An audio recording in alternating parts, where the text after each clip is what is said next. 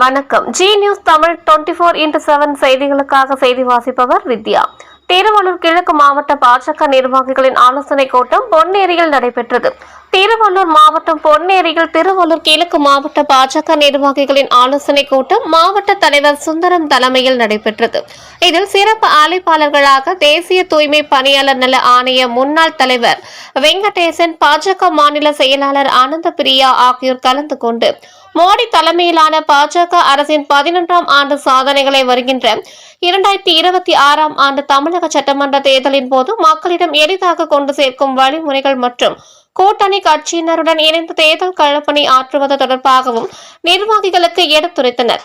இக்கூட்டத்தில் அன்பாலயா, சிவகுமார் உள்ளிட்ட மாநில, மாவட்ட, ஒன்றிய, நகர நிர்வாகிகள் உள்ளிட்ட ஏராளமானோர் கலந்து கொண்டனர்.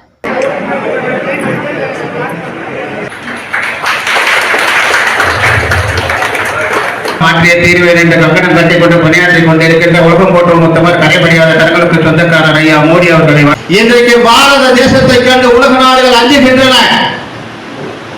பாரத தேசத்தை கண்டு உலக நாடுகள் பொறாமைப்படுகின்றன. இப்படி ஒரு பிரதமர் நமக்கு கிடைக்கவில்லை என்று பல நாடுகள் இயங்குகின்றன.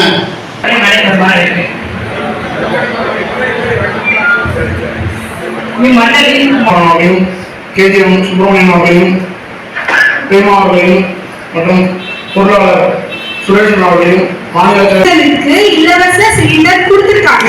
அப்ப 12 கோடி பெண்கள், 12 கோடி குடும்பம் இதனால பயன்படுறீங்க. நான் சில பேச்சுக்களை அட்டன் பண்ணாத காரணம் தான். தயவு செஞ்சு மாவட்ட நிர்வாகம், செயலாளர் அவர்களே மற்றும் இங்கே கூடியிருக்கின்ற உங்கள் அத்தனை பேருக்கும் ஜெயின் முதற்கண்ட